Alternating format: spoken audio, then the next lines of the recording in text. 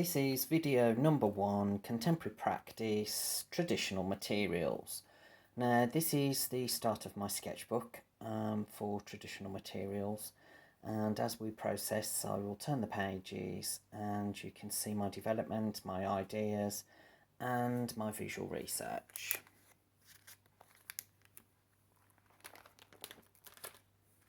Through here we started to escalate on some research which was quite in depth, looking at traditional materials. I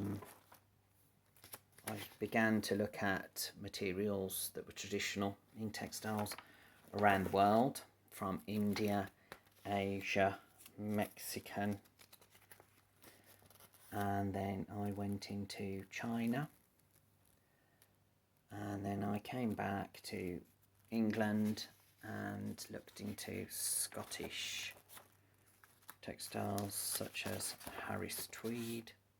As part of my visual research, I have some of my own personal collection, Vivienne Westwood being throughout the years participating in traditional craft and ideas with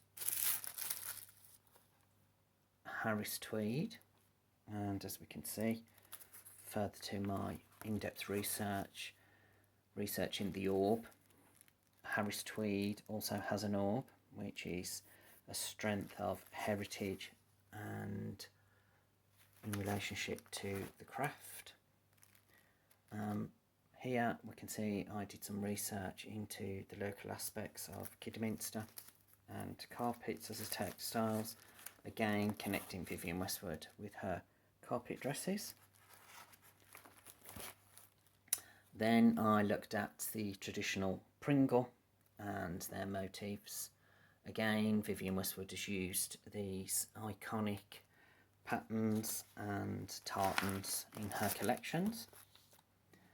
I did some research into the Yorkshire mills and sent emails and received little bits of information, and you will see further on in the assignment I have some swatches and samples. Cotton being a traditional textile,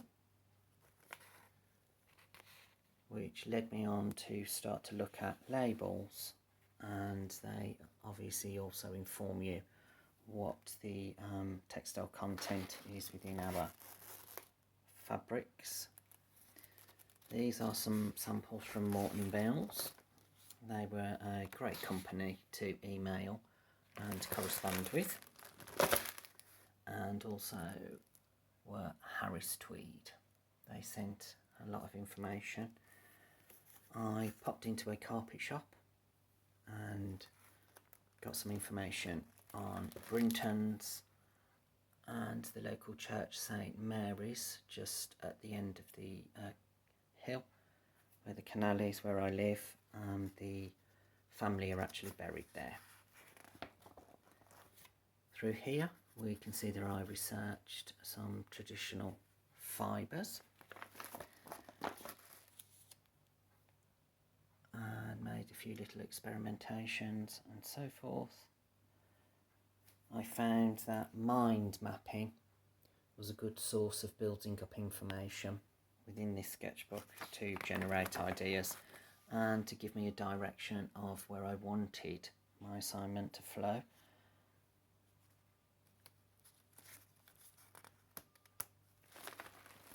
And through here we can see that I'd started to experiment with some fibres. I'd looked into traditional dyes, and I found that indigo blue was one of the oldest forms of dyes used in culture.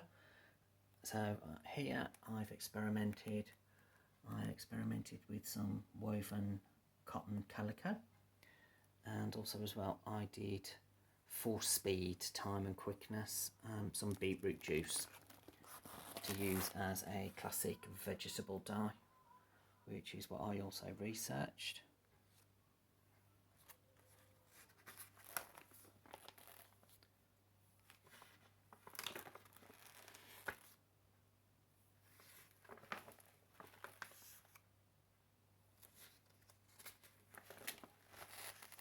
As we can see, there's experimentation and drawing, which was required from the brief.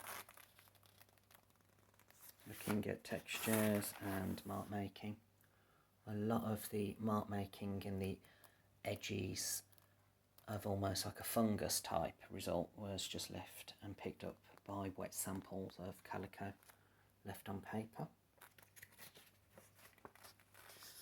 Now the direction that I wanted to take the assignment through was, we were asked, what does traditional mean to you? So for me, through research of artists and so forth that we were required, I started to look at traditional family values, collated some black and white photographs, and started to play with sampling and using the photographs, isolating some of the photographs, and started to play with words: family, memories, heritage, family values, loved ones,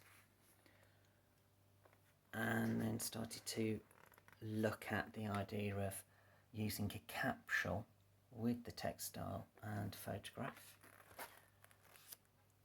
Again, I've worked through working with more samples and so forth, and one particular artist that I discovered at a later date was Lisa Kokin, who recycles, goes round vintage shops and second-hand shops and charity shops collecting photographs, and does a similar sort of textile practice, which was quite ironic because I hadn't used her as a source of inspiration.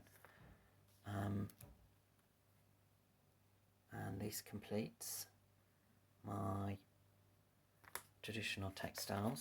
Moving on to project 2, you will see that I just started to look at my research for new and future materials. I've used Pinterest as a source point, collecting visual imagery, and we were also expected to research artists like Sarah Taylor, Francis Geeson, and then this led me to move forward in how new and future materials are actually used within the industry, which has become quite scientific, very three-dimensional, very resourceful, sensory, which I will further investigate in my second sketchbook. And as I processed, tried to contact a few companies, but this was very difficult to source directly new and future textiles.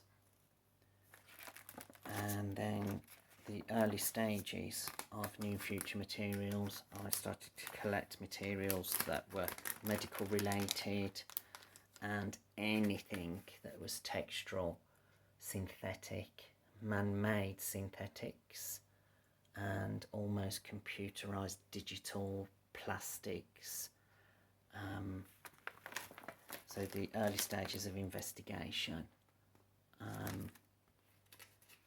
was also resourcing materials in and around the home, and also using other outlets, the internet, DIY stores, and so forth. You will see a continuation of my sketchbook in Sketchbook 2, Contemporary Practice, New and Future Materials.